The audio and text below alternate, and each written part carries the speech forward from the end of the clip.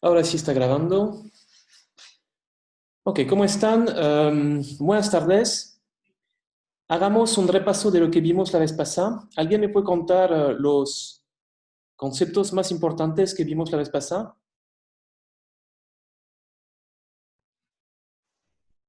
El suavizamiento de consumo, Excelente, Manuel. Muy bien. Primero, ¿me pueden contar con palabras qué significa suavizamiento del consumo?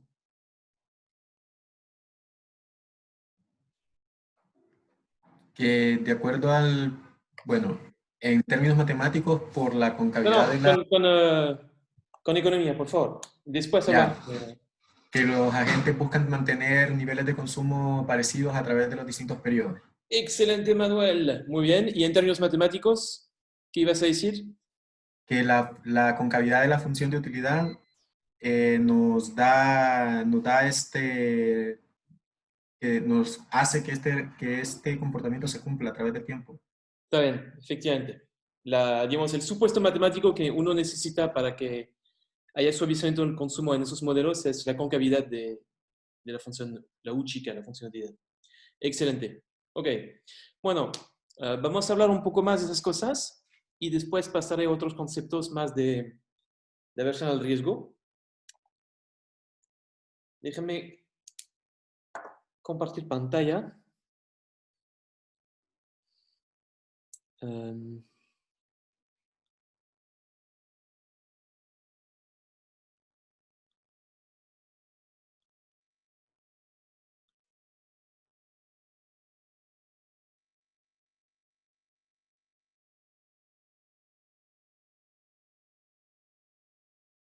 sí.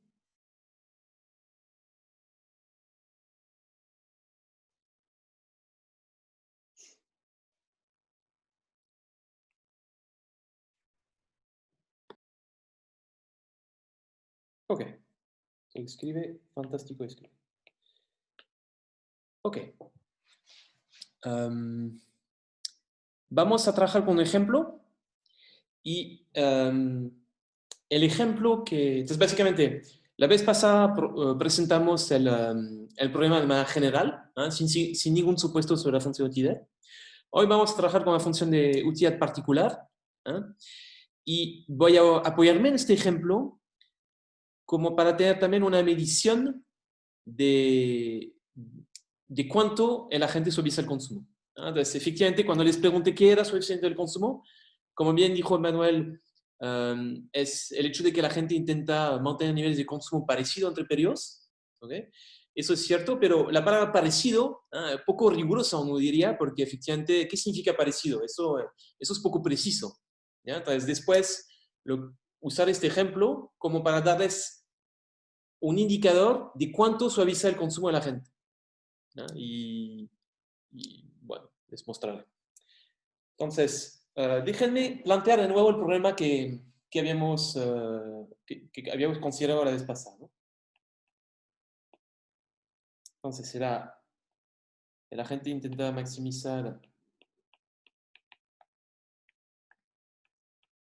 la siguiente función, eligiendo C1, eligiendo C2, eligiendo el ahorro.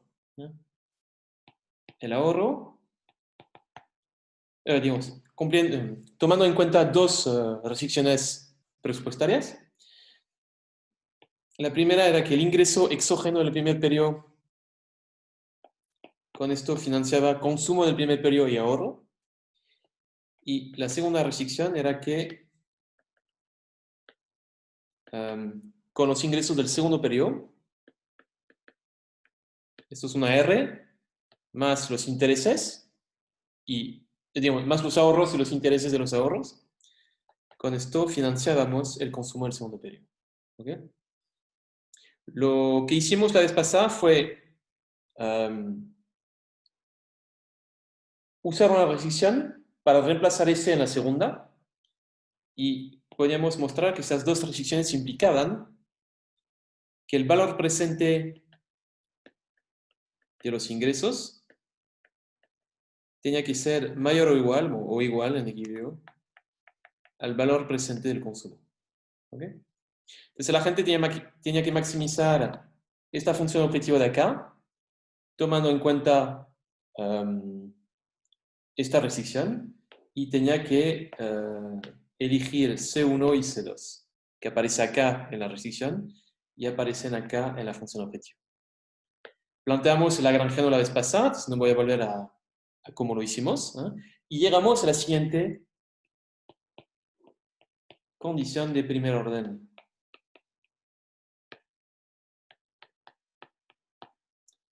Esto fue la condición de primer orden.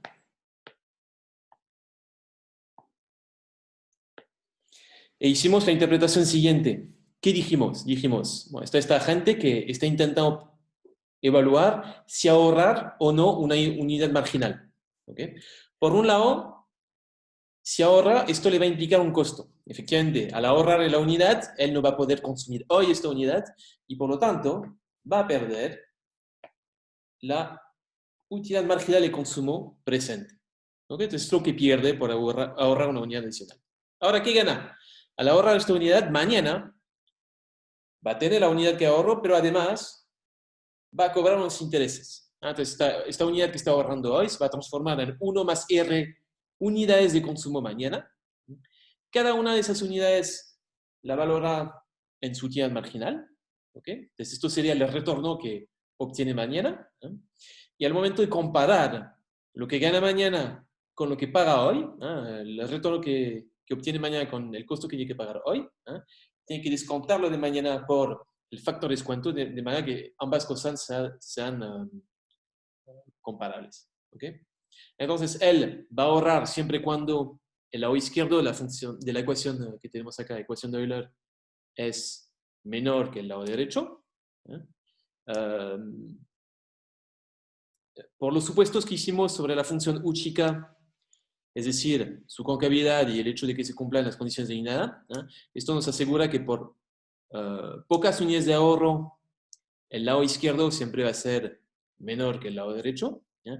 Pero a medida que va ahorrando más, la gente como consuma menos en el presente, va a subir su utilidad marginal presente, desde este término de acá va a ir subiendo con el ahorro, porque va a consumir cada vez más hoy, con su utilidad cóncava, y el término de la derecha va a ir bajando, y en algún punto se van a igualar, y entonces su decisión de ahorro va a ser tal que el costo marginal, el término de la izquierda, se iguala con el retorno. ¿Okay? Entonces, esto sería unas interpretaciones de la ecuación de Euler que introdujimos la vez pasada. ¿Okay? Entonces, hoy vamos a considerar un caso particular de esta ecuación y vamos a considerar la siguiente función de utilidad.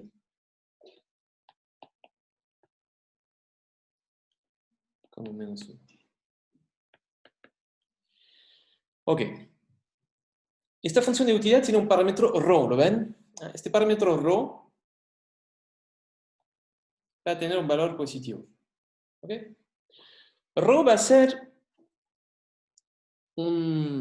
nos va a permitir parametrizar un poco la concavidad de la función u. ¿Okay? ¿Por qué la concavidad es importante? Dijimos, la concavidad es lo que implica suavizamiento del consumo. ¿Okay? Entonces ya estamos anticipando que este error va a influir un poco en cuánto van a suavizar el consumo cuánto va a suavizar el consumo de la gente en el tiempo. Es decir, que a mayor concavidad apostamos, y va a ser el caso, que la gente va a intentar mantener niveles de consumo más parecidos que a menor concavidad. Y de hecho veremos, les presentaré una medida de cuánto la gente suaviza el consumo. Y esta medida va a depender un montón de cerro. Cuanto más yo restauro, más cóncava va a ser la función de utilidad y más va a suavizar el consumo de la gente. ¿Okay?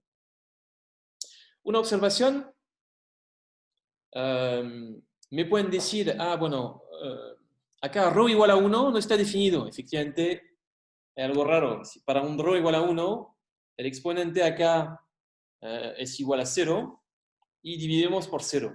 Entonces, el supuesto que se hace es que cuando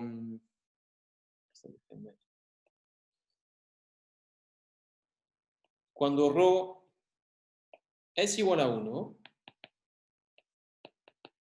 suponemos que la función es logarítmica Y si ρ es distinto de 1 y por supuesto positivo, positivo, va a cumplir con la fórmula de arriba. ¿Ok? Resulta que cuando uno hace tende a ρ a 1, uno puede mostrar que esta función tiende hacia una, hacia una función logarítmica. Entonces, lo pueden mostrar usando el teorema del L'Hopital, no voy a entrar en detalle, pero efectivamente si hacemos tender ρ a 1, uno suele obtener como límite el logaritmo, entonces uno hace este supuesto de que cuando es distinto de 1 cumple la fórmula de arriba y cuando es igual a 1 se cumple la de abajo. Este parámetro ρ, entonces les decía, permite parametrizar la concavidad, y efectivamente cuando vamos a pasar de un ρ, incluso ρ igual a 0, teníamos bienes perfectamente, sustitutos perfectos, y un ρ que tiene infinito tendríamos complementos perfectos. Es decir, si tuviese que dibujar la función de utilidad entre función de C1 y C2, esto sería el caso de ρ igual a 0. Entonces tendremos, son las curvas de indiferencia que tenemos acá, ¿no? Curvas de indiferencia. ¿Ok? Entonces tenemos curvas que son similares a sustitutos perfectos cuando ρ es igual a 0. Cuando ρ tiende a infinito, tenemos un codo así. ¿Alguien se acuerda cómo uno llama este tipo de curva? La violeta que acabo de dibujar, cuando es un codo así, una esquina. Son las Leontief. Leontief, exactamente. Y típicamente las Leontief describen complementos perfectos. ¿Ya? Y para un ρ igual a 1, tenemos la típica Cobb-Douglas. Entonces, ρ igual a 1 sería el caso Cobb-Douglas. ¿Ok? Entonces, como ven, este parámetro ρ le da algo de riqueza al análisis, si lo puede decir así. Y efectivamente, entonces, a mayor ρ, más complementario van a ser los bienes, más cóncava va a ser la función de utilidad y vamos a querer suavizar más el consumo. Eso era un paréntesis sobre esta función. Ok. Entonces, veamos un poco cómo se caracteriza esta condición de primer orden considerando esta función de utilidad. Tenemos que calcular la utilidad marginal. Efectivamente, la utilidad marginal del consumo aparece a la izquierda, aparece a la derecha. Entonces, tenemos que calcular esta función de utilidad para ver un poco propiedades de la ecuación de Euler con esta función de utilidad. Hagamos esto. ¿Cuánto sería la utilidad marginal?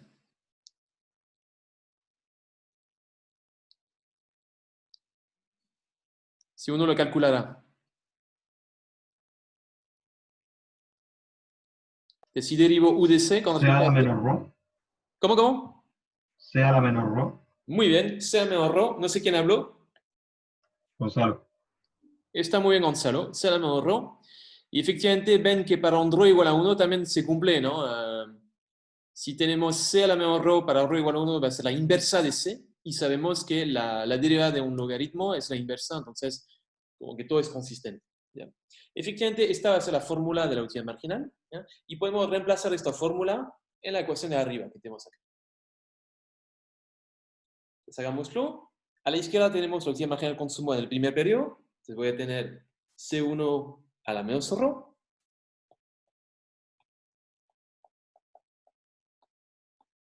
Y a la derecha, el mismo término, pero con un C2 en lugar de un C1. ¿Okay? Entonces, esto sería la condición de primer orden considerando esta función de utilidad en particular. ¿Okay? Lo que hace alguna gente es intentar, a partir de esta condición, es intentar entender cómo se comporta la tasa de crecimiento del consumo, ¿no?, en función de todos estos parámetros, ¿no?, cómo se comporta la tasa de crecimiento del consumo en función de beta, en función de la tasa de interés, en función de otro. Entonces hagámoslo. Si paso C2 al otro lado, voy a obtener C2 partido por C1 a la ρ. Efectivamente, sí, C2 a la menos ρ a la derecha, cuando lo paso a la izquierda se transforma en C2 a la ρ. Y el C1 a la menos ρ, si lo pongo en el dominador, el menos se transforma en más. Entonces es lo que obtendría a la izquierda. Y esto es igual a beta por 1 más R. ¿Okay? Y después podemos tomar la potencia 1 sobre ρ a la izquierda, a la derecha de la ecuación. Y esto me permitiría obtener C sub 2 sobre C sub 1 igual a beta 1 más R a la 1 sobre R. ¿Okay? Y esta ecuación le voy a poner algo de colores porque me gusta. Entonces, no es exactamente la tasa de crecimiento que tenemos a la izquierda, es el ratio del consumo mañana sobre el consumo de hoy. ¿Eh? Pero si quisiera obtener la tasa de crecimiento, ¿qué tendría que hacer?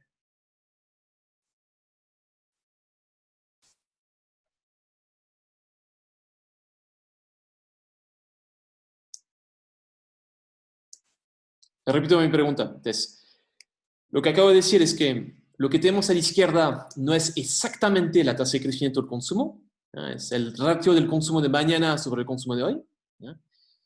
Pero si quisiera a partir de esta ecuación obtener la tasa de crecimiento del consumo, ¿qué tendría que hacer? Restarle 1. Restarle 1, exactamente. Muy bien. Ok.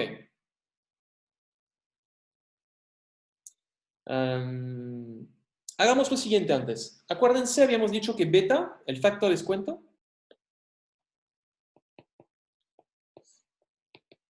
lo podía reescribir en función de la tasa de descuento. Entonces, delta es la tasa de descuento, beta el factor de descuento. Y si lo hago de esta manera, ven que esta ecuación de arriba la puedo escribir de la siguiente manera.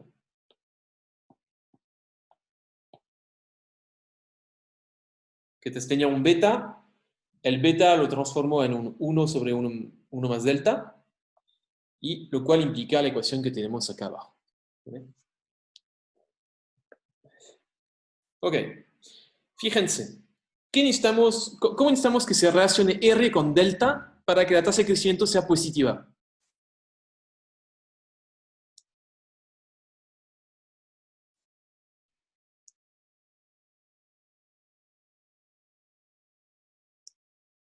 Repito, para que la tasa de crecimiento del consumo sea positiva, ¿cómo se tiene que relacionar R con delta? ¿Alguien tiene alguna idea? ¿Qué significa que la tasa de crecimiento del consumo sea positiva? Significa que mañana, en el periodo 2, vamos a consumir más que en el periodo 1. Crece el consumo, entonces mañana consumimos más que hoy. ¿Cómo se tiene que comparar R, la tasa de interés que tenemos acá, con el delta, la tasa de descuento, para que la tasa de crecimiento del consumo sea positiva? ¿Alguien habla en el chat? Un segundo, miro el chat. Muy bien, Ricardo. R tiene que ser mayor que delta. ¿Alguien más iba a hablar? Sí, no, lo mismo, que R debería ser mayor que delta. Exactamente, sí. ¿Alguien tiene alguna intuición económica de este resultado? ¿Cuál es la idea? Que para que aumente el consumo, el premio por ahorrar tiene que ser mayor al costo en términos de impaciencia que tiene cada persona. O sea, yo lo entiendo de esa forma, no sé si me di a entender. Creo que sí, Gonzalo. Se corta un poco, yo no te escuché bien, pero básicamente, por un lado, si ahorra, esto le permite hacer crecer el consumo futuro. Por otro lado, si no le gusta ahorrar porque es impaciente, entonces él mira esas dos fuerzas. Por un lado, la tasa de interés, cuánto puede crecer los ahorros en el tiempo. Y por otro lado, cuánto es de impaciente Y si una fuerza es mayor que la otra, el agente va a preferir consumir más en un periodo o más en el otro. Me imagino que es más o menos lo que dijiste. Como se corta un poquito, no escuché del todo, pero me parecía que es lo que habías dicho, Gonzalo.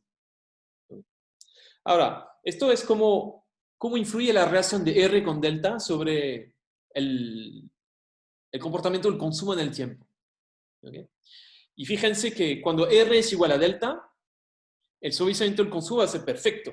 Si R es igual a delta, esto implica que el ratio que tenemos entre paréntesis va a ser igual a 1. 1 a la potencia 1 sobre ρ va a ser igual a 1. Por lo tanto, cuando R es igual a delta, el consumo de mañana va a ser igual al consumo de hoy. Entonces, cuando esas dos fuerzas se cancelan, vamos a tener un suavizamiento del consumo perfecto. ¿Okay? Ahora, miremos el efecto de... Supongamos que R no es igual a delta. Puede ser mayor, puede ser menor.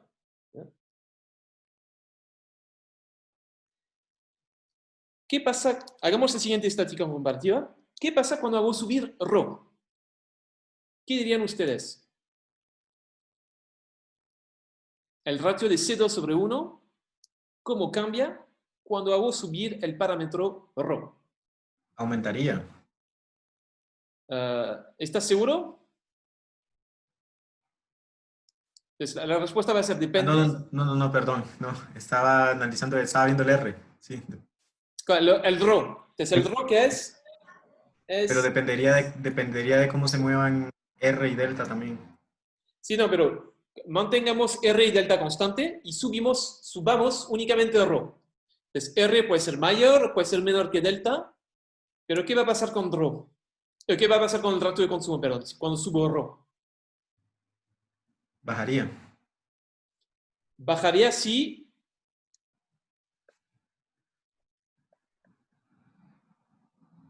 C sobre 2 tú dices que baja, ¿sí? ¿Cómo se tiene que comparar R con delta? ¿Delta es mayor a R? Delta Sí. mayor a R cuando subo ρ, creo que sí. A ver, veamos. Delta mayor a R. Si delta es mayor a R, ¿qué significa? Que el ratio es menor que 1. ¿Ok? Sí. Por lo tanto, menor que 1, no, subiría ahí, ¿no? A ver. Si es delta, Bajaría si R es mayor a delta, porque el ratio ahí sería... subiría. En ese caso subiría. En ese caso subiría. Después enseguida, si delta es mayor que R, el ratio es menor que 1. ¿Ok? Entonces, un ratio menor que 1, cuando lo elevo a una potencia más alta, debería bajar. Pero cuando sube ρ, no sube la potencia, sino que baja. Entonces, subiría. Y esto es una cosa, pero si delta es menor que R, ¿qué pasaría? Pasaría lo contrario. C2 sobre C1 bajaría. ¿Okay? Ahora, lo interesante no es que suba o baja o lo que quieran, es que en realidad que delta sea mayor que R o que delta sea menor que R, lo interesante es que cuando subo ρ, a medida que voy subiendo ρ, ambos niveles de consumo van a converger uno hacia el otro. Entonces, consideremos el caso límite. El límite cuando ρ tiende a infinito de C2 sobre C1. El caso límite, ¿cuánto va a ser? Si considero un ρ infinito. Que el ratio va a ser 1. El ratio va a ser, te escuché mal otra vez, Gonzalo, si puedes Sí. repetir. 1. Exactamente, ¿sí? Esto es el caso límite. Pero de manera general, a medida que subo ρ, ambas variables se van a igualar uno con la otra. En el caso extremo van a ser exactamente igual, pero a medida que voy subiendo ρ, se van a ir pareciendo cada vez más C2 con C1.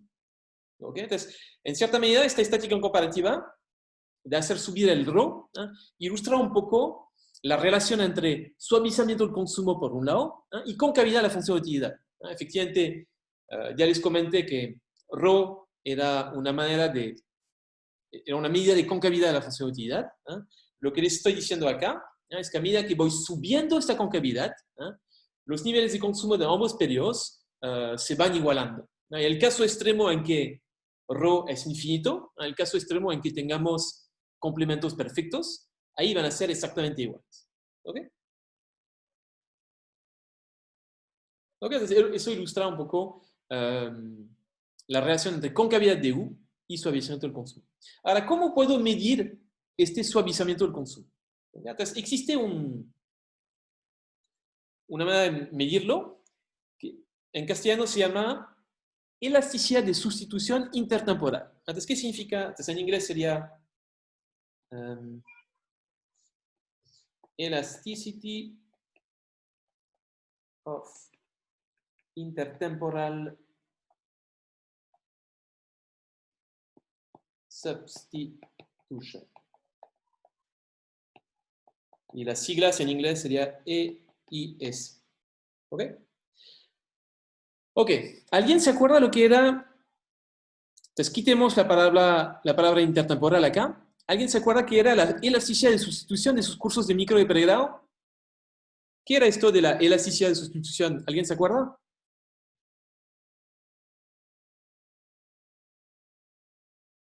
¿Me escucha, profesor?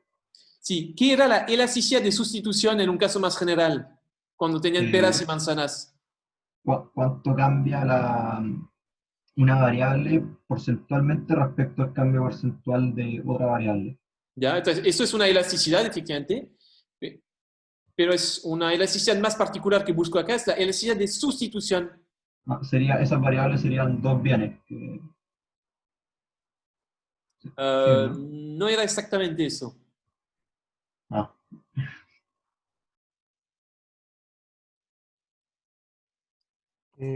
Profesor, no era como si tenemos el cambio en el precio del bien uno, ¿cuánto del otro bien voy a empezar a consumir o cuánto voy a hacer como el intercambio de consumo?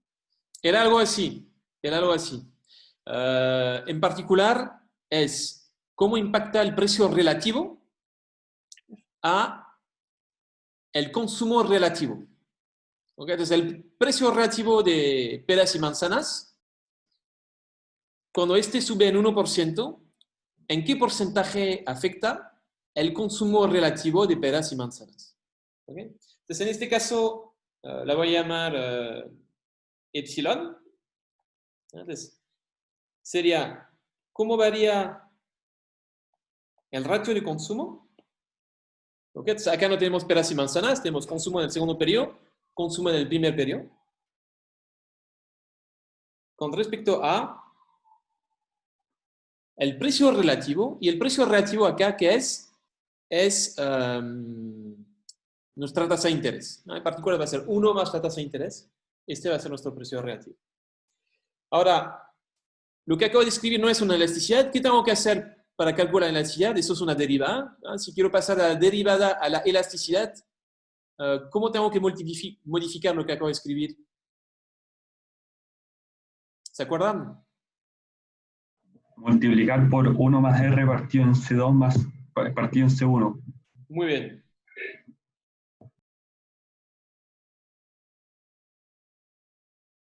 ¿Ok? Entonces, esto sería nuestra fórmula de la elasticidad de sustitución intertemporal. ¿Ok?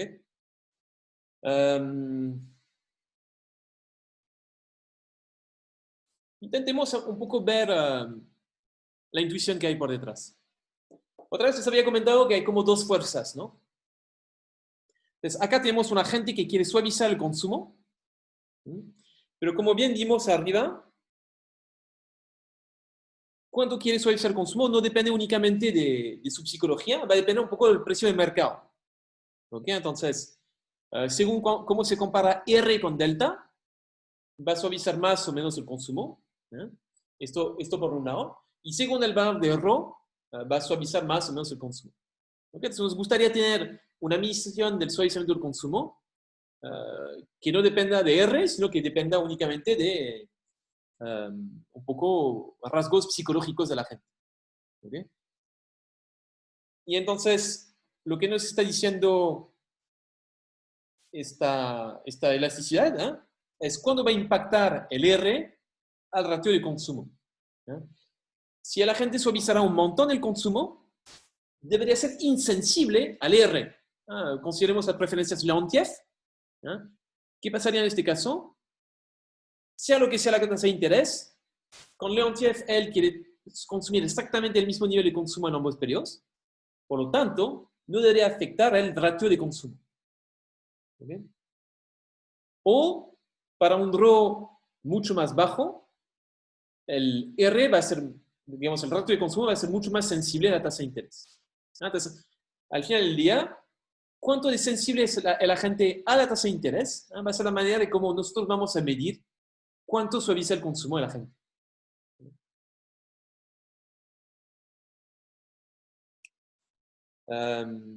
Bueno, hagámoslo entonces. Tenemos que calcular la derivada de C2 sobre C1 con respecto a 1 más R. Lo vamos a calcular mirando este ejemplo. ¿Okay? Entonces, esta derivada, como ven, hay términos que no necesito, digamos, que puedo sacar afuera. El 1 más delta, lo puedo sacar afuera.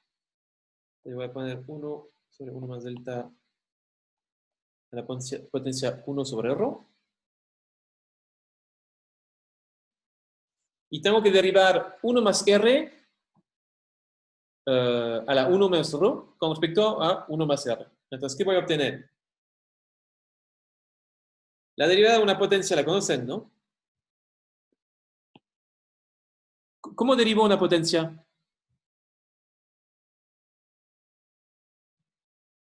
El exponente vaya hacia adelante y al exponente que teníamos le restamos 1. Muy bien. ¿El exponente cuánto era? Vuelvo. Era 1 sobre r. Entonces lo voy a poner adelante. Bueno, lo pongo atrás, pero lo pongo ahí. Y el exponente se queda, pero restándole 1. Exactamente. Entonces esto sería la fórmula. Pero todo esto lo tengo que multiplicar por 1 más R y dividir por C1 sobre C2. ¿Okay? Entonces, lo que voy a hacer para simplificar esta fórmula, voy a reemplazar el ratio de C2 sobre C1 sobre su valor de equilibrio. Entonces, voy a recordar que lo que tengo acá abajo a la derecha, en realidad, en equilibrio, es igual a lo que tengo acá. ¿Okay? Entonces, vamos a hacer este reemplazo, lo cual nos va a permitir tener...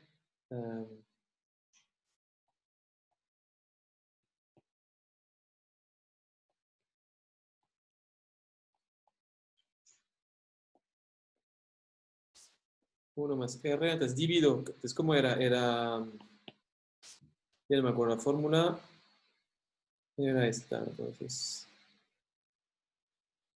voy a tener 1 más delta acá sobre 1 más R a la potencia 1 sobre R. Entonces veamos, hay cosas que se van a simplificar acá, ¿no? Primero,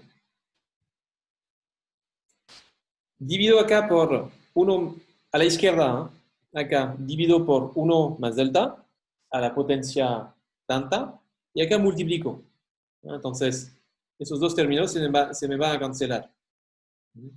Pues primero cancelo este con este de acá. Primera observación.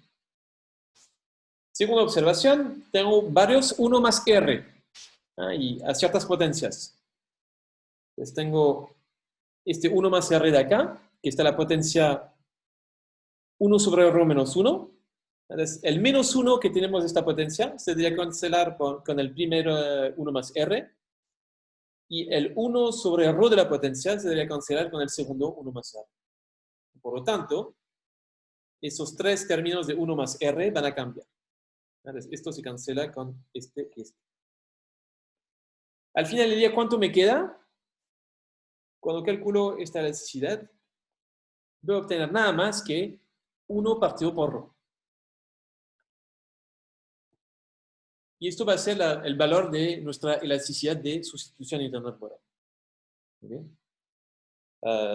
Y nos da efectivamente cómo cambia el ratio de consumo en términos porcentuales cuando subo la tasa de interés en 1%.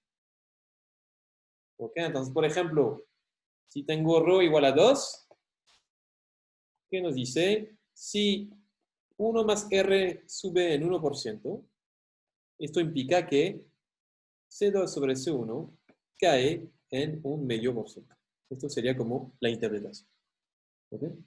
Y más general va a ser nuestra medida de suavizamiento del consumo. Y vemos que a medida que sube el RO, si sube esta concavidad, habíamos dicho, pero además esta elasticidad de sustitución intertemporal va a caer. ¿Okay? Entonces, cuando esta elasticidad es alta, tenemos agentes que suavizan poco el consumo, porque van a ser muy sensibles a la tasa de interés. Y en casos en los cuales la elasticidad es baja, el agente va a suavizar mucho el consumo porque va a ser insensible a la tasa de interés.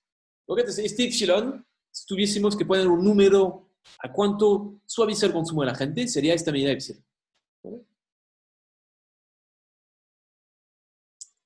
¿Alguna pregunta sobre esto?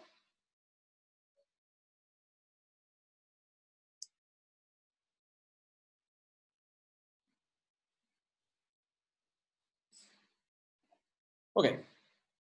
Les voy a hacer una última observación. En este modelo hay algo interesante. Entonces, acuérdense, no sé si acordarse, pero déjenme... Vuelvo acá. Voy a borrar garabatos. Tenía este problema y la gente maximizaba sujeto a esta restricción presupuestaria. ¿Okay? Todo lo de acá lo voy a llamar I mayúscula. ¿Okay? Entonces, una observación interesante es que los niveles I sub 1 y I sub 2 en sí no nos dicen cuánto va a consumir la gente en ambos periodos. ¿Okay? Lo importante es conocer el Y. ¿Okay? El I mayúscula nos dice cuánto va a consumir la gente en cada periodo. ¿Ya? Pero el timing de cuándo se cobra los ingresos acá no importa para cuánto consume la gente en ambos periodos. Entonces, repito una tercera vez. Lo importante que hay que conocer para saber cuánto consumen los agentes es el I mayúscula, es el valor presente de los ingresos. No importa el timing en cuando se reciben esos ingresos. Da igual si el agente recibe gran parte de sus ingresos en el primer periodo o gran parte de los ingresos en el segundo periodo. ¿Okay? Les pregunto a ustedes, ¿por qué no importa este timing acá? ¿Por qué no importa cuándo recibe la plata de la gente y únicamente importa el I mayúscula? ¿Qué supuesto tenemos en el modelo que implica ese comportamiento? Sí, por favor. Libre acceso al mercado financiero. Muy bien. ¿Quién está hablando? Raúl. Muy bien, Raúl. Efectivamente, acá el supuesto de perfección de mercado es el que implica que los niveles I1 y I sub 2 en sí no importan, sino que importa únicamente el I mayúscula. Y efectivamente, si la gente recibe todo el primer periodo, ¿qué va a hacer? Va a ahorrar de manera a poder financiar su consumo en el segundo periodo. O supongamos que la gente no recibe nada en el primer periodo y recibe todo en el segundo periodo. Ahí tampoco importaría, lo que haría sería endeudarse en el primer periodo y repagar la deuda en el segundo periodo. ¿Okay?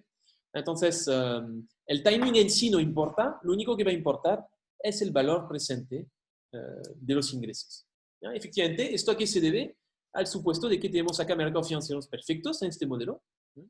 Y si no fuesen perfectos, ahí sí importaría el timing. De hecho, me imagino que, entonces, por ejemplo, ustedes ahora son jóvenes todavía, están estudiando una carrera exitosa. Si van a ver un banco hoy día y le van a pedir un préstamo para financiar su consumo hoy y poder suavizar el consumo, lo más probable es que el banco le diga que no. Entonces le pueden decir, pero oye, banquero, yo de acá a 10 años voy a ser millonario porque, bueno, estudio en la católica, y bla, bla, bla, bla, bla, bla. El banquero no va a confiar en ustedes y no les va a asignar el crédito. O quizás sí, pero digamos, quizás les va a cobrar una tasa de interés más alta que alguien que sí ha mostrado ingresos. En este mundo, uno no puede transferir recursos fácilmente en el tiempo. Quizá uno puede ahorrar, pero es difícil pedir un préstamo. Y ahí en este mundo el timing de cuándo uno recibiría los ingresos sí va a importar para los niveles de consumo. ¿Okay?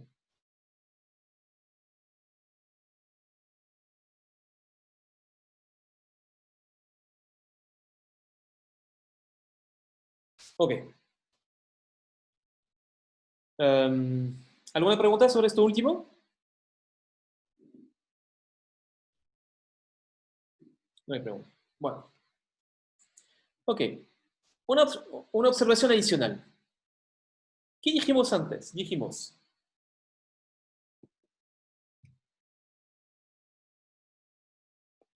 si R es mayor que delta, dijimos,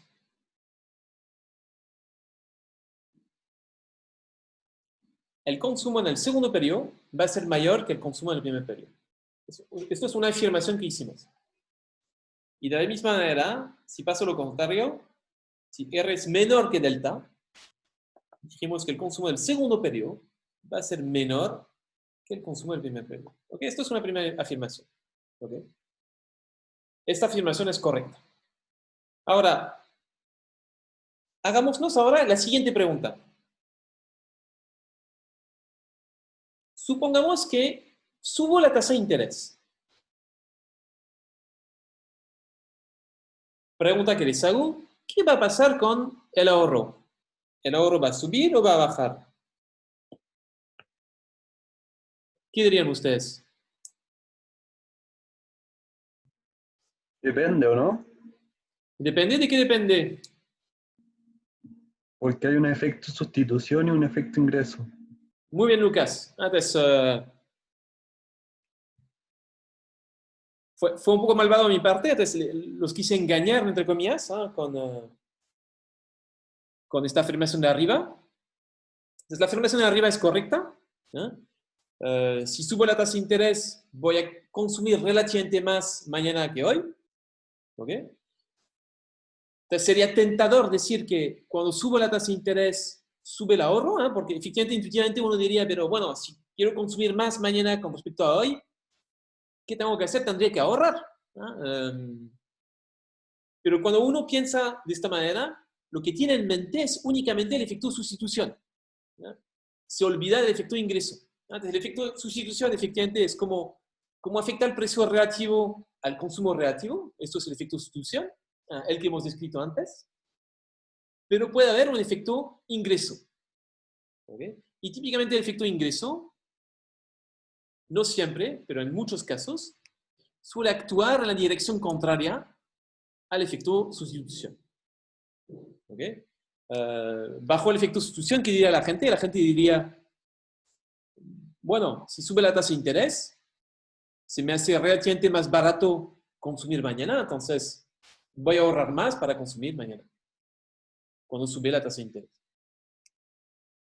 Bajo el efecto ingreso, ¿cómo razonaría la gente? La gente diría, bueno, si sube la tasa de interés, lo bueno es que voy a cobrar más intereses mañana.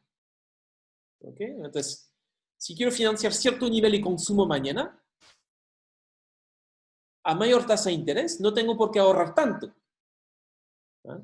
Puedo ahorrar un poco menos y podría financiar el mismo nivel de consumo. Entonces, bajo el efecto de ingreso, la gente diría, mi ahorro, supongamos que tengo un ahorro positivo, este ahorro mañana se transforma en 1 más RS. Dado que mi nivel de consumo mañana es I sub 2 más 1 más RS, al tener que el R sube, para financiar cierto nivel de consumo mañana, me puedo permitir hacer caer el ahorro. Esta manera de razonar se le llama el efecto ingreso. ¿Okay? Y no sé si habrán notado, típicamente en economía, el efecto ingreso está asociado un poco a flojera, si quieren. Con el efecto ingreso, el agente típicamente va a proporcionar un esfuerzo menor. Entonces, acá el esfuerzo sería el ahorro, si quieren, y bajo el efecto ingreso va a ahorrar menos. El efecto sustitución, típicamente, detrás de él está esta imagen de que, bueno, hay incentivos y la gente a mejores incentivos va a proporcionar un esfuerzo mayor. ¿Okay? Entonces, cuando uno razona de esta manera, eso sería el efecto sustitución. ¿Okay? Ok, entonces, por lo tanto, como bien dijo Lucas, el impacto de R sobre la tasa de interés va a ser ambiguo. Si R sube,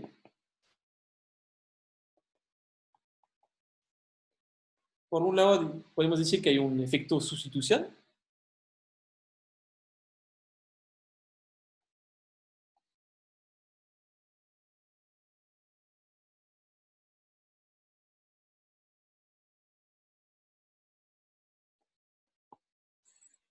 Y por otro lado puede haber un efecto de ingreso.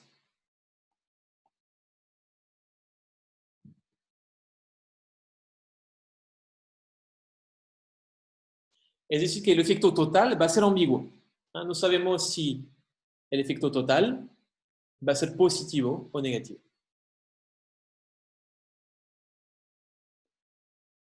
Lo pongo así. Total efecto. ¿Okay? Entonces, el impacto de la tasa de interés sobre el ahorro va a ser ambiguo. Y va a depender si domina sustitución o domina ingreso. Ahora, todo lo que les acabo de decir es cierto si es que el nivel de ahorro inicial es positivo. ¿Okay? Entonces, todo esto, acá, déjenme. Acá es el caso en que S es positivo. ¿Qué pasa cuando S es negativo? ¿Hay algo que cambia? ¿Alguien sabe?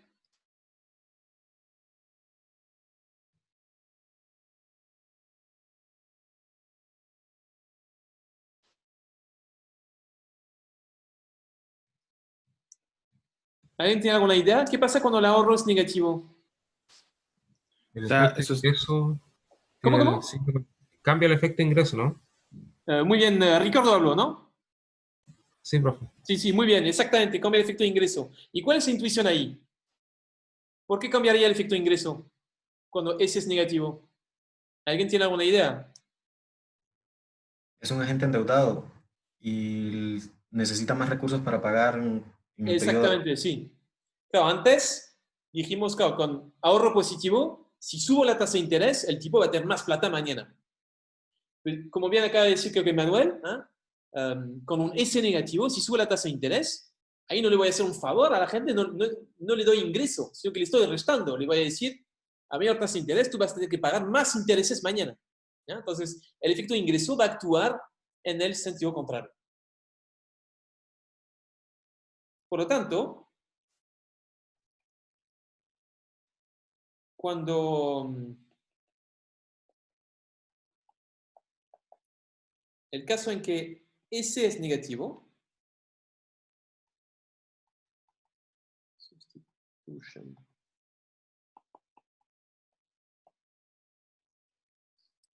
Si un nivel de ahorro negativo, el impacto de la tasa de interés sobre el ahorro ahí no va a ser ambiguo. Sabemos que el efecto total va a ser positivo. Es el efecto total.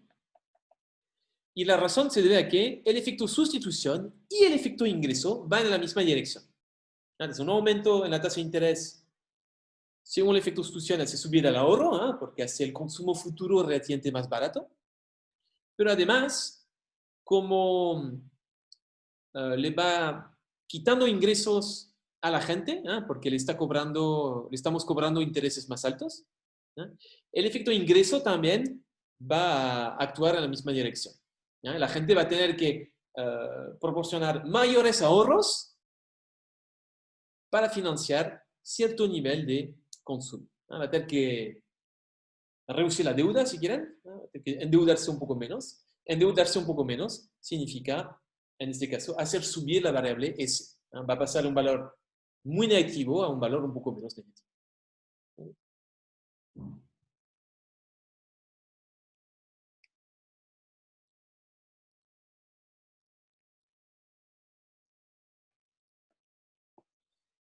Representemos esto gráficamente. C2, C1.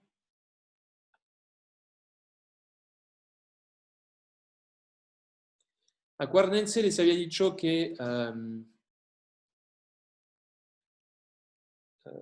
esta recesión presupuestaria siempre pasa por un punto en particular.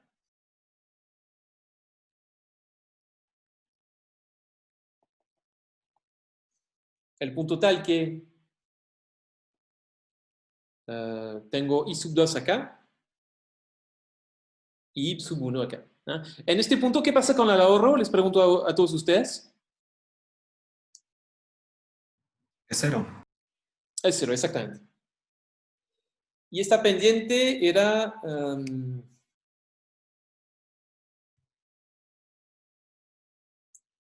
no quiero equivocarme, así que déjenme escribirlo acá. Tenemos C1 más C2 sobre 1 más R. Esto es igual a I. Es decir, que C2 va a ser 1 más R I menos 1 más R C1.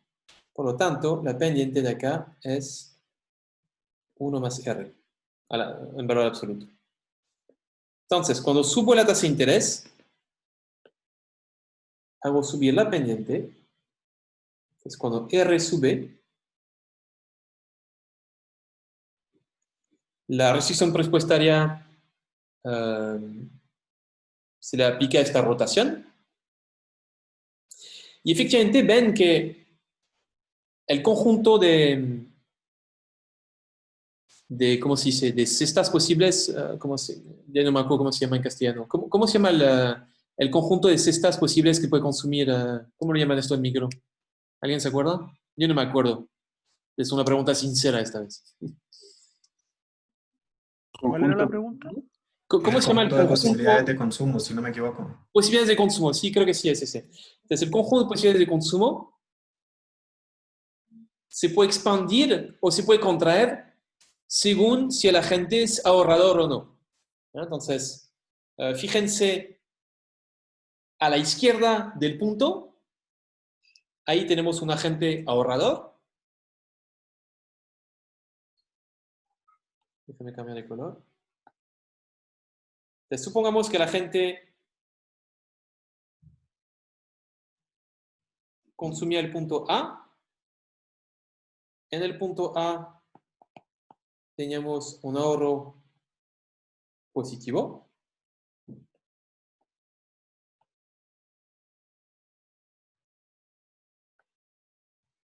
O consideremos el punto B. Punto B, ahí teníamos un ahorro negativo. Entonces, el punto A, antes de cambiar la tasa de interés, el agente ahorraba, tenía un ahorro positivo. El punto B, el agente, antes de cambiar la tasa de interés, se endeudaba, tenía un S negativo.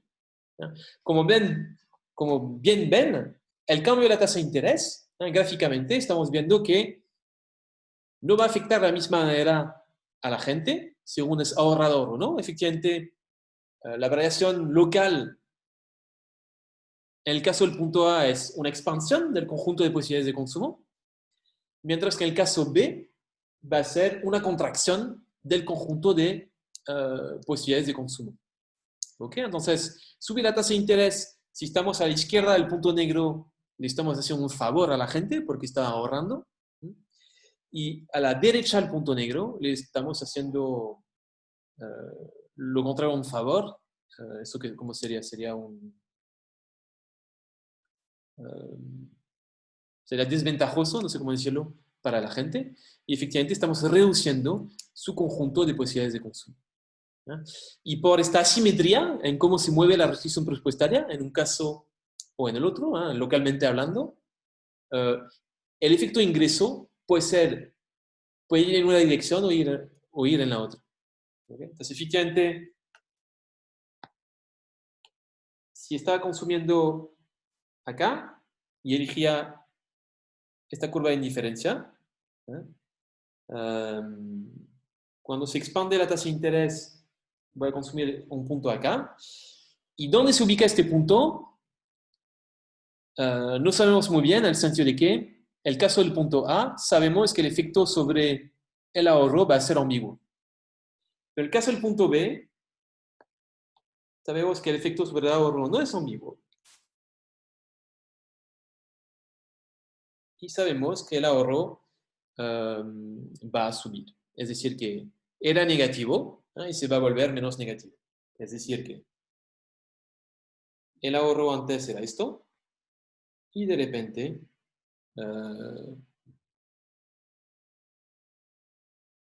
va a ser este segmento un poco más chico. Ok, entonces esto es como para recapitular, hacer un repaso del efecto de la tasa de interés sobre el ahorro.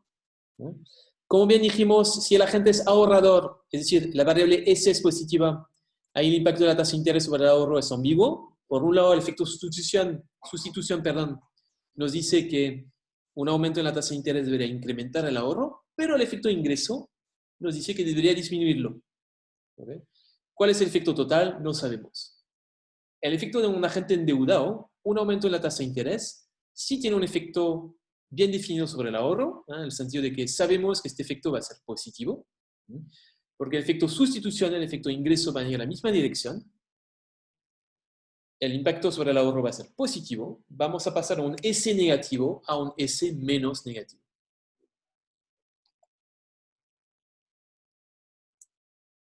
Ok. Bueno, con esto yo creo que ya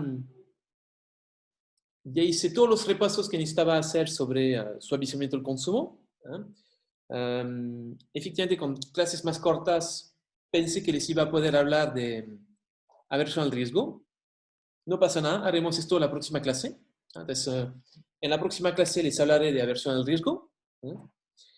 Y el objetivo de esto sería justamente considerar a futuro un ingreso del segundo periodo que sea estocástico y que podamos sacar de una distribución cualquiera.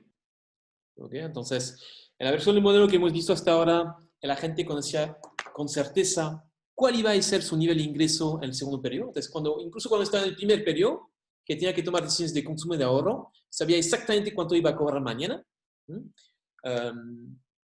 Vamos a querer extender un poco este enfoque y tener un caso en que la gente no conoce con perfección cuál va a ser su nivel de ingreso mañana. Y para poder analizar este tipo de caso, lo que necesitaremos hacer será repasar esos conceptos de aversión al riesgo. ¿Okay? ¿Alguien me quiere recordar rápidamente qué era la aversión al riesgo?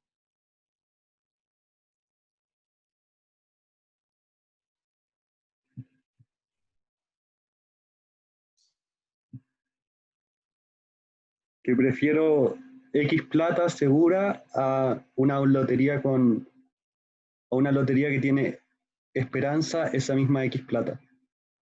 Exactamente, sí. En general, no nos gusta la incertidumbre del consumo. Estamos dispuestos a pagar por limpiarnos de esta incertidumbre, que es como una reformulación de lo que acaba de decir Lucas. Lo que dijo Lucas estaba perfecto.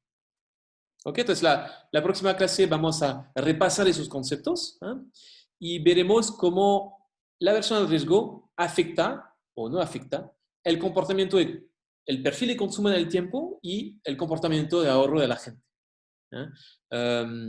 Alguna gente habla de ahorro precautorio.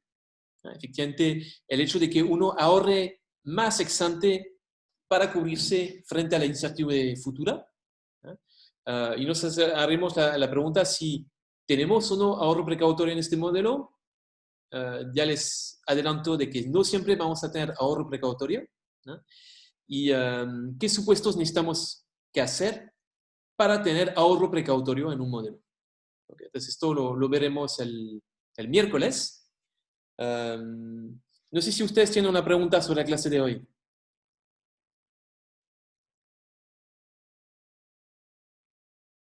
¿Nadie tiene una duda en particular? Sí, profesor, yo, Por favor. sí, se me genera una confusión cuando hablamos de agentes ahorradores o de agentes que se encuentran endeudados. ¿De qué periodo estamos hablando? ¿Esta persona arrastra un ahorro desde el periodo 0 en este modelo o la decisión la toma en el periodo 1 cuando decimos que es un agente ahorrador o es un Sí. agente que está endeudado? Hay una variable de ahorro acá. Entonces, no tendría que haber dejado de compartir. Déjame volver a compartir.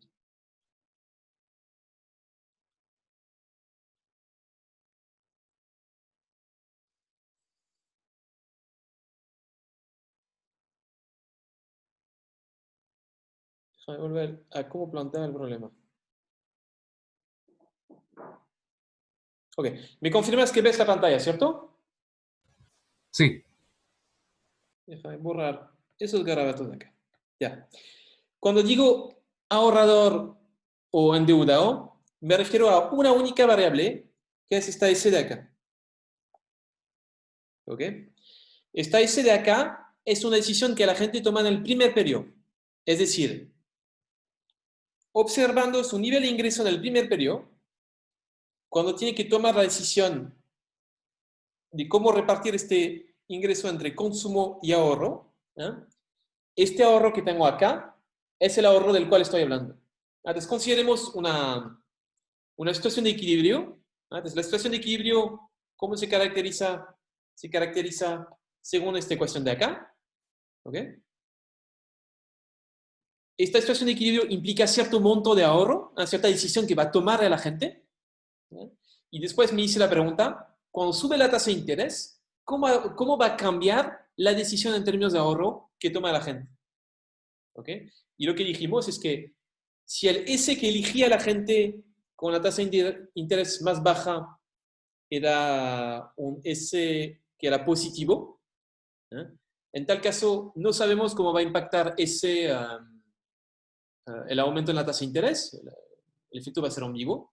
Sin embargo, si el S original que elegía la gente era negativo, sabemos que con el aumento en la tasa de interés se va a volver menos negativo. Entonces hay una sola variable que toma en cuenta la gente, hay un solo ahorro del cual estamos hablando, es el ahorro, la parte del ingreso del primer periodo que decide ahorrar a la gente. No sé si responde a tu pregunta. ¿Quién me preguntó? sí, Ricardo, perfecto, profesor. Ya, genial. ¿Alguna pregunta adicional? Yo, profesor, ¿me escucha? ¿Sí? ¿Quién habla? Gonzalo, ¿me escucha bien, cierto? Sí, te escucho bien. Dime. Ya, sobre lo último que preguntaron, ¿qué pasaría si es que existiera un stock de ahorro o deuda inicial, un B sub 0, exógeno obviamente? Sí, no hay problema. Un segundo. Déjame borrar garabatos. Voy a desplazar esto. Y lo voy a agregar acá en otro color, yo qué sé, un verde oscuro para ir cambiando. Entonces, supongamos que la gente tenía otro ahorro. Entonces tendrás que agregar acá un 1 más R y lo voy a llamar S sub 0. ¿Ok? Entonces, como ves, al final es como si el análisis que hicimos es como si este ahorro inicial del cual hablamos estuviese incluido en el I sub 1.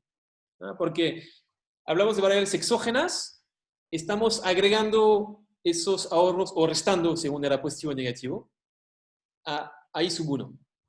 ¿Ok? ¿Ves? Puedo considerar un I sub 1 tilde, que será I sub 1 más 1 más R S sub 0. ¿Ah? La intuición sería que la gente lo internalizaría en su decisión, ¿cierto? Sí, por supuesto, pero quiero decir que es como si afectaras el I sub 1. ¿Ok? Puedes tener la misma estructura del modelo, ¿ah? Y en lugar de tener I sub 1 tendrías un I sub 1 tilde, y este I sub 1 tilde sería la suma entre los ingresos de este periodo y lo que ha ahorrado, ¿ah? Y todas las ecuaciones que sacamos, reemplazas todos los I sub 1 por I sub 1 tilde y tenemos exactamente los mismos resultados. ¿Me entiendes? Digamos, exactamente en estructura. Le Esto entiendo, sería. profesor, pero a lo que voy es que ese 1 más R por S sub 0, Sí, esa R, si es que estoy evaluando, si sube o cambia la tasa de interés, yo tengo que asumir que esa R ya es exógena, es como un R0 en verdad, sí, ¿o eso. no? Sí, puedo poner un 0 acá. O sea, claro, en el El fondo mismo comentario aplica. no me va a cambiar la riqueza por ese lado, digamos, cuando suba R. Si es que lo Ah, estoy entendiendo. entiendo. Ok. Sí. Claro, mi análisis sería considerando todo lo pasado como dado. Efectivamente, tendrías que mantener R sub 0 fijo y cambiar el otro R, por supuesto. Sí, porque ahí se agregaría un tercer efecto y sí, y ahí se complica más el análisis. Si cambiaras las dos tasas de interés, claramente no es el mismo análisis. Pero si cambias únicamente la segunda, en estructura de análisis es el mismo. Sí, estoy de acuerdo con tu comentario, Gonzalo. Ah, perfecto. Oiga, y otra pregunta que no es de la materia, sino como de la organización de la clase, que Sí, igual somos pocos, podríamos ver si usamos toda la hora de clase, ¿no? No, o sea, podemos conversarlo, ¿no? Igual somos pocos, podríamos dejar, no sé, a votación unánime si es que queremos usar toda la hora. tú No sé dices, en cómo lugar lo... de tener clases más cortas, tenerlas de hora y 20. Sí, o un punto, o parcialmente más larga, ¿no? Yo no tengo problema. Simplemente que estoy haciendo, me imagino que esto les pasará en todos sus cursos, ¿no? Que todos intentan tener clases de 60 minutos. Am, yo no tengo problema en hacer clases de hora y 20. Ustedes me dicen. Ya podría, o sea, no sé, hacer una encuesta como anónima por si, no sé, alguien la lata que decía su voto. No, o sea, Ok. Entonces, miren, lo podemos hacer o sea, lo que lo podría hacer usted propongo. y mandarla por Canvas. ¿Ah? ¿Cómo? Que podría hacer la encuesta usted y mandarla por Canvas. Sí, sí, sí, no hay problema. O lo que podemos hacer es, me imagino que hay presiones sociales, puede pasar. Si alguien está molesto con hacer clases un poco más largas, propongo que esta persona me escriba por mail un mensaje privado y me lo haga saber. ¿Ok? Si nadie me lo hace saber, yo sé que el caso de Lucas, como está diciendo acá, y en tu caso, Gonzalo, ya tenemos a dos personas que están a favor de tener clases un poco más largas. Los demás, si hay gente que le molesta y que, yo qué sé, le cansa mucho tener clases tan largas, que me lo hagas saber de manera privada, de manera que no sucumba a la presión social, digamos, y, bueno, y veremos si lo tomaremos en cuenta. ¿Ok? Profe, sobre eso, a mí no es que me moleste las clases más largas, pero sí encuentro que una clase de una hora es un poco mejor. Aparte, por lo menos tomando mi caso, tengo clases después hasta las 6:30, 2 módulos seguidos, entonces que Cansa una un clase sea poco. un poco más corta me ayuda como para no estar tan saturado en tiempo y esas cosas. Entiendo. Ok. Dale. Ok. Pero si es que los demás están de acuerdo, Si asumo quieren, nomás, no es un problema. a mí yo camino. Entonces, por ejemplo, si dejara la clase ahora, Eduardo, ¿esto sería Sí, largo para ti? no, perfecto, perfecto. Está bien. Ok. Porque al final es cierto que con las preguntas extra tuvimos 15 minutos extra. Entonces puedo hacer esto. En lugar de hacer una hora, puedo intentar acercarme más a los 80 minutos que acercarme a los 60, si quieres. No sé Sí, si te parece un buen compromiso. Fue Gonzalo sí, que hizo la observación. sí, yo no tengo problema en todo caso. Pero era como una acotación, ¿no? Genial. Ok. Bueno. Igual a mí me alegra de que quieran clases más largas, porque significa que quieren tener más materia, así que no sé si más materia, pero como que quizá las clases no son tan cansadoras, entonces puede ser una alegría. Okay. Ya, entonces el miércoles hablaremos de incertidumbre, y veremos un poco cómo cambia el comportamiento del ahorro o no, con esta incertidumbre extra que habremos agregado. ¿Qué hemos visto hoy? Hemos repasado el concepto de suavizamiento del consumo. Hemos visto cómo el suavizamiento del consumo se relaciona con qué había la función de utilidad. Hemos visto cómo medir este suavizamiento del consumo con la elasticidad de sustitución intertemporal. Y repasamos un poco cuál es el impacto de la tasa de interés sobre el perfil de consumo en el tiempo y cuál es el impacto de la tasa de interés sobre el ahorro. Y recordamos que efectivamente este impacto va a depender un poco de un efecto sustitución y un efecto ingreso. El impacto sería ambiguo en el caso de ahorros positivos. Sin embargo, el impacto va a ser positivo en el caso de una gente que inicialmente se endeudaba. Okay. Eso sería todo para hoy. Les agradezco la atención. Dejo de compartir. Voy a dejar de grabar también. Así que chao a los que están mirando el video.